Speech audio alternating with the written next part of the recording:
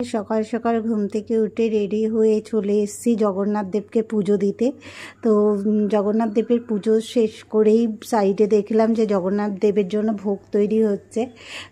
এখানে রয়েছে সেই রথ যেটা করে জগন্নাথ দেব মাসির বাড়ি এসছে। তারপরে চলে আসলাম শিবুদার দোকানে। তো শিবুদার দোকানের নাম অনেক শুনেছি, কচুরি খুবই টেস্টি হয় সবাই বলে। তো আমরাও টেস্ট করতে এসেছি, দেখি শিবুদার দোকানের কচুরি কীরকম। তো সে তো টেস্ট করব, কিন্তু তোমাদের বলে রাখি শিবুদা এবং শিবুদার ওয়াইফের ব্যবহার কিন্তু অসাধারণ। এখানে এসে ওনাদের মুখের হাসি, ওনাদের কথাবার্তা খুব ভালো লেগেছে। আর আমরা এখান থেকে 16খানা কচুরি অর্ডার দিয়েছিলাম বাড়িতে নিয়ে যাওয়ার জন্য।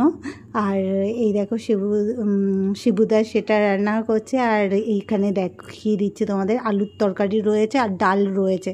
তো আমরা সাথে আলুর তরকারিই অর্ডার দিয়েছিলাম। আর বৌদিকে আমি বলেছিলাম একটুখানি আমাকে ডাল দিয়ে দিও। তো বলছে তুমি যদি অর্ধেক অর্ধেক করে নিতে তাহলে ওটা করা যেত, কিন্তু ওরকম দেয় না। তাও আমাকে একটুখানি বৌদি দিয়েছিল টেস্ট করার জন্য।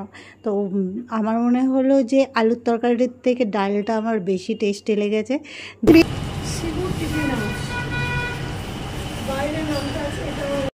বাড়িতে চলে এসেছি, দেখো সাজিয়ে নিয়েছি। আর এই যে কচুরি, সেই কচুরি বিভৎস টেস্টি।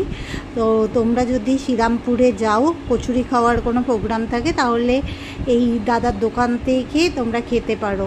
আমি বলবো খুব ভালো।